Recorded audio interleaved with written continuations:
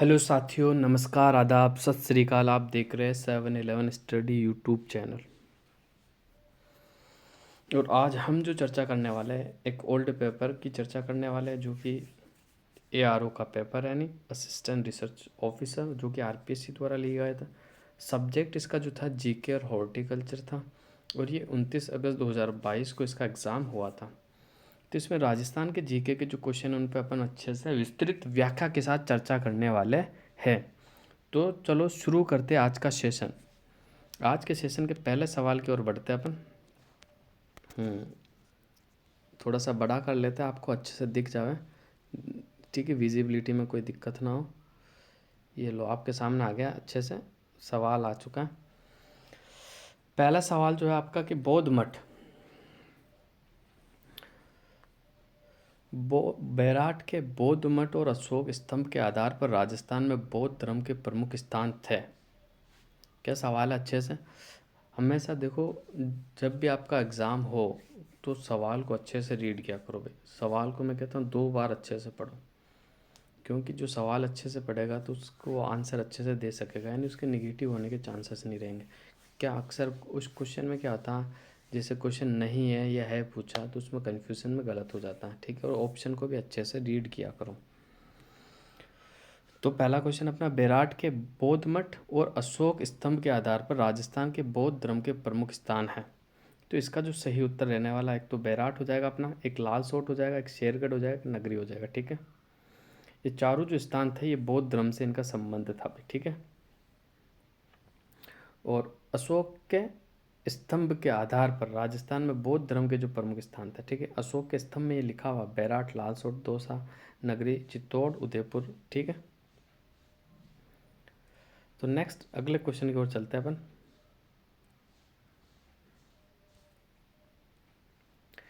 सूची फर्स्ट और सूची 2 को सुमेलित कीजिए तथा नीचे दिए गए कूट से सही उत्तर का चयन कीजिए, ठीक है। तो सूची 1 और सूची 2 है, आपको मिलान करना है। तो शुरू करते, सबसे पहले अपन करते हैं बबाई। बबाई जो पड़ती है आपकी जयपुर में पड़ती है, ठीक है। तारागढ़, तारागढ़ जो पड़ती है आपकी अजमेर में पड़ती है। अचलगढ़ जो पड़ती है आपकी सिरोही में पड़ती है। जरगा जो पड़ती है आपकी उदयपुर में पड़ती है। जरगा सॉरी उदयपुर में पड़ती है। कहाँ पड़ती है? उदयपुर में, ठीक है। तारागढ़ की जो ऊंचाई 870 मीटर, अचलगढ़ की 1380, जरगा की जो ऊंचाई 1431, ठीक है। तो अब इसका आंसर देख लेते हैं, यानी पहले का 3, दूसरे का फर्स्ट, पहले का 3, दूसरे का फर्स्ट, पहले का 3, दूसरे का फर्स्ट, यानी 2 वाले हैं। तीसरा जो अचलगढ़ था, अचलगढ़ का फोर्थ किसमें, यानी ऑप्शन नंबर 2 बिल्कुल सही हो जाएगा आपका, ठीक है। Option number 2 is right. Next अगले क्वेश्चन की ओर बढ़ते हैं। ये क्वेश्चन जो है ना, सुमेलित करने वाले अच्छे लेवल के क्वेश्चन होते हैं। बड़े अच्छे एग्जाम का जो होता है, जो उच्च स्तर का जो पेपर होता है, उसमें अच्छे से ये पूछे जाते हैं। जैसे RS प्री हुआ, ऐसे वगैरह हुआ, या RPSC द्वारा जो अच्छे लेवल का पेपर लिया जाता है तब पूछे जाते हैं। तो इन क्वेश्चनों को आप अच्छे से रीड करना ना। अब देखो, एक सूची दी गई उद्गम स्थल, एक सूची में आपको नदी दी गई। तो खमनोर की पहाड़ियों से जो निकलती है, सुमेलित करें तो खमनोर की पहाड़ी से बनास निकलती है। बैराट, बैराट की पहाड़ी, खंडेला की पहाड़ी से कांतली निकलती है। खंडेला की पहाड़ी से कांतली निकलती है, ठीक है। और क्या है, और नीचे ऑप्शन क्या है, सेवर की पहाड़ी से बाणगंगा हो गई, और बैराट की पहाड़ी से साबी हो जाएगी। बैराट की पहाड़ी से देखो, खमनोर की पहाड़ी से बनास हो गई आपकी, और खंडेला की पहाड़ी से कांतली हो गई आपकी, ठीक है। सेवर की पहाड़ी से बाणगंगा हो गई आपकी बैराट की पहाड़ियों से, और साबी जो है सेवर की पहाड़ियों से हो गई। यानी देखो, इसमें आपके 4 क्वेश्चन हो गए। अगर आपको कभी उद्गम स्थल पूछ लिया जाए कि कांतली नदी का उद्गम स्थल कौन सा, तो आप बताओ खंडेला की पहाड़ी सीकर। साबी नदी का उद्गम स्थल पूछ ले, सेवर की पहाड़ी जयपुर। और बनास नदी का उद्गम स्थल आपसे पूछ लिया जाए तो खमनोर की पहाड़ियाँ राजसमंद हो जाएगा, ठीक है। और बाणगंगा का उद्गम स्थल पूछा है तो बैराट की पहाड़ियाँ जयपुर हो जाएगा, ठीक है। तो इसका जो सही उत्तर होगा, 1 का 4, 2 का 3, 4 3 1 2, जो ऑप्शन में होगा 4 3 1 2, 4 3 1 2, ये रहा ऑप्शन नंबर 3 में दिख रहा होगा 4 3 1 2, 4 3 1 2, ये आपका राइट आंसर हो जाएगा। नेक्स्ट आगे की ओर चलते हैं अपन। जनगणना 2011 के अनुसार राजस्थान में सर्वाधिक कुल जनसंख्या वाले जिलों का सही आरोही क्रम है। तो 4 का जो सही उत्तर हो जाएगा 3 हो जाएगा भाई। क्या हो जाएगा? 4 का जो सही उत्तर होगा 3। इसका जो सही उत्तर हो जाएगा अलवर, नागौर, जोधपुर, जयपुर। अलवर, नागौर, जोधपुर, जयपुर, ये बिल्कुल सही क्रम हो जाएगा इसका। ठीक है, इसके बाद आगे चलते हैं अपन। 1925 में अखिल भारतीय जाट महासभा का अधिवेशन आयोजित हुआ था। तो 5 का जो सही उत्तर होगा अपना अजमेर पुष्कर में। कहाँ आयोजित हुआ था? अजमेर पुष्कर के अंदर आयोजित हुआ था। मोस्ट इंपॉर्टेंट क्वेश्चन है आपके लिए कि 1925 में अखिल भारतीय जाट महासभा का अधिवेशन जो आयोजित हुआ था वो अजमेर पुष्कर के अंदर हुआ था। ठीक है, नेक्स्ट आगे चलते हैं अपन। अच्छा, निम्नलिखित में से किस जिले में कोई नदी प्रवाह नहीं है? तो आप सभी जानते हैं कौन से जिले में नहीं हुई। बीकानेर और चूरू में नहीं है। तो ऑप्शन नंबर 3 इसका बिल्कुल सही हो जाएगा। बीकानेर, चूरू राजस्थान के अंदर 2 जिले ऐसे जहाँ कोई भी नदी का प्रवाह क्षेत्र नहीं है। नेक्स्ट आगे चलते हैं। क्वेश्चन नंबर 7,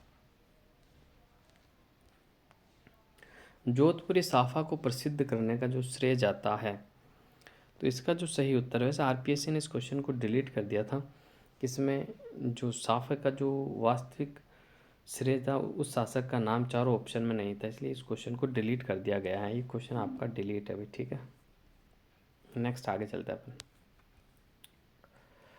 कोकरू आभूषण शरीर के किस हिस्से में पहना जाता है? तो 8 का जो अपना बिल्कुल सही उत्तर हो जाएगा वो कान में पहना जाता है। ठीक है, कहाँ पहना जाता है भाई? कान में। कोकरू कहाँ पहना जाता है? कान के अंदर पहना जाता है। ठीक है, ठीक है।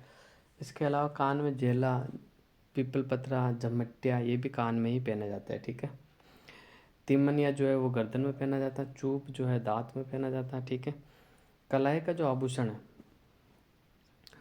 वो गोखरू है। गोखरू जो पहना जाता है वो कलाई में पहना जाता है, लेकिन यहाँ कोकरू है। कोकरू और गोखरू दोनों में अंतर है, तो आप ध्यान रखना। इसका सही उत्तर हो जाएगा कान।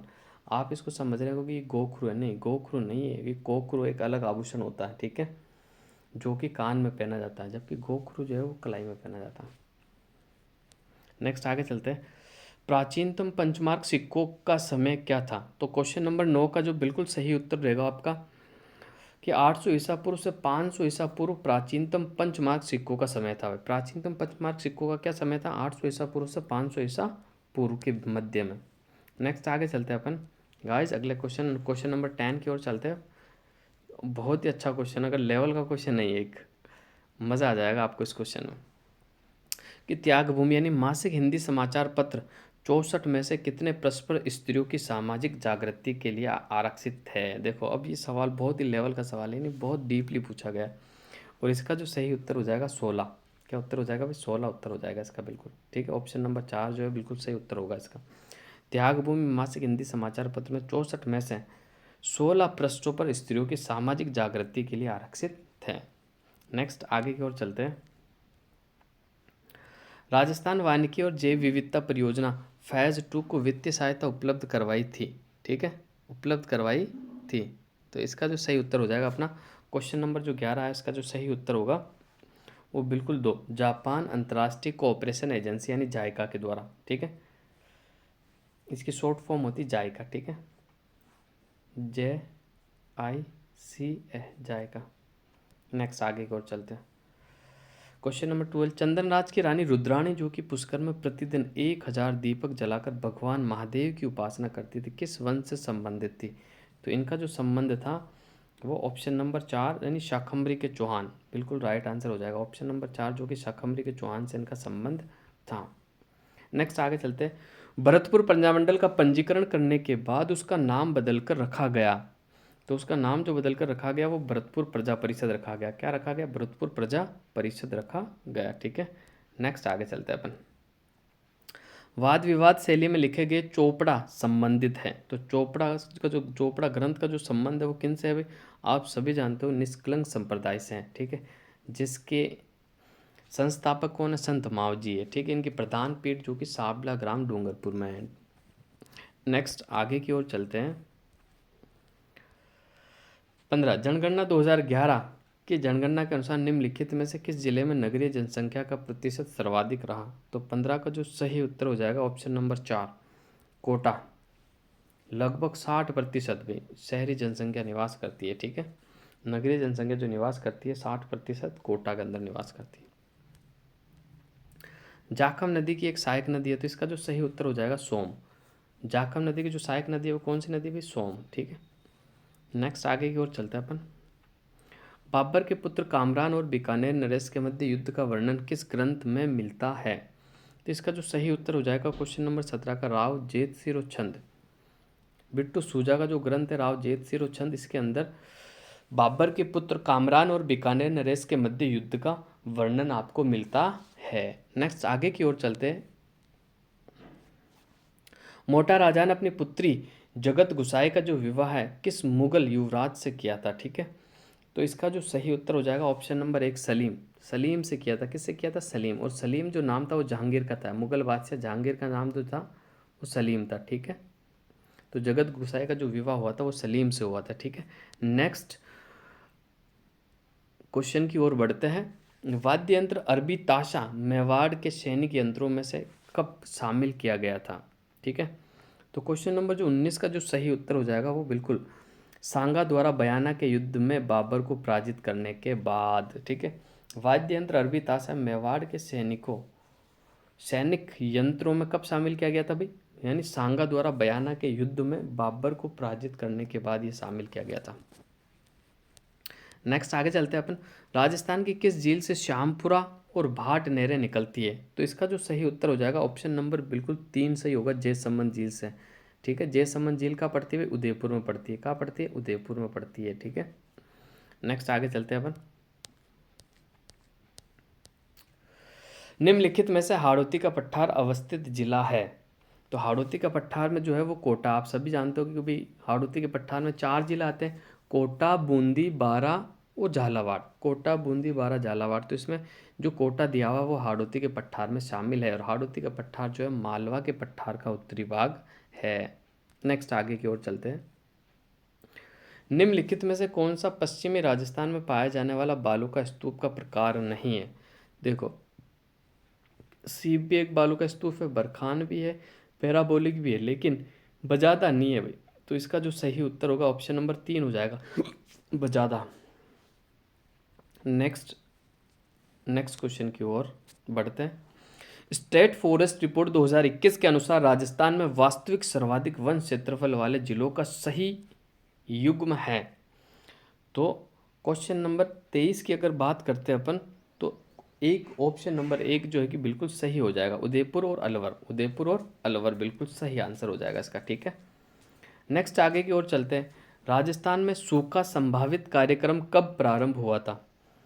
तो क्वेश्चन नंबर 24 का जो राइट होगा वो होगा 1974-75 में। ये क्वेश्चन बार बार रिपीट होता, आप इसको अच्छे से एक बार अपने नोट्स में ऐड कर लें और अपने दिमाग में सेट कर लें कि भाई सूखा संभावित कार्यक्रम कब शुरू हुआ था? 1974-75 में हुआ था। ठीक है, नेक्स्ट आगे की ओर चलते हैं। माउंट आबू के आसपास जहाँ 150 सेंटीमीटर से अधिक वर्षा 150 सेंटीमीटर से अधिक के वन पाए जाते हैं, तो 25 का जो सही आंसर होने वाला अपना बिल्कुल ऑप्शन नंबर 1 होगा, उष्ण अर्ध उष्ण सदाबहार वन पाए जाते हैं। कैसे वन पाए जाते हैं? अर्ध उष्ण सदाबहार वन पाए जाते हैं। और माउंट आबू राजस्थान का ऐसा स्थान है जहाँ सर्वाधिक वर्षा होती है। नेक्स्ट क्वेश्चन की ओर चलते हैं। राजस्थान के किस किले में पहियों पर खड़ी एशिया की सबसे बड़ी तोप है? तो आप सभी को पता है कि भाई जयगढ़। ठीक है, जयपुर के जयगढ़ दुर्ग के अंदर जयबान तोप पड़ी, जो कि राजस्थान का एशिया की सबसे बड़ी तोप है। ठीक है, नेक्स्ट आगे की ओर चलते हैं अपन। निम्नलिखित में से कौन सा युग्म सही नहीं है? छपरवाड़ा झील जयपुर, ताल छापर झील चूरू, बालसमंद झील राजसमंद और जयसमंद झील उदयपुर में। तो 27 का जो अपना सही उत्तर रहने वाला आप सभी को पता है कि बालसमंद झील जो राजसमंद में नहीं है, ये जोधपुर के अंदर पड़ती है। ठीक है, और प्रताप ने इसका निर्माण करवाया था। नेक्स्ट आगे चलते हैं अपन। हाली द्वारा हल जोतना आरंभ करते समय जो गोगा राखड़ी बांधी जाती है उसमें कितनी घाटें होती है? क्या गजब का सवाल है, एक लेवल का सवाल पूछा है सर, वाकई में पेपर सेटर को मानना पड़ेगा। तो क्वेश्चन नंबर जो 28 का बिल्कुल सही उत्तर होता है। कितनी कितनी घाटें होती है भाई? 9 घाटें होती है। उसमें कितनी घाटें होती है? 9 घाटें होती है। हाली द्वारा हल जोतना आरंभ करते समय जो गोगा राखड़ी बांधी जाती है उसमें कितनी घाटें होती है भाई? 9 घाटें होती है। ठीक है, नेक्स्ट अगले क्वेश्चन की ओर बढ़ते हैं। गैर नृत्य के समय पैरों में बांधी जाने वाली घुंघरुओं की पट्टी को कहा जाता है? तो इसका जो सही उत्तर हो जाएगा अपना ऑप्शन नंबर ए बिल्कुल राइट हो जाएगा, रमझोल। ठीक है, क्या हो जाएगा? रामझोल बिल्कुल सही उत्तर होगा आपका।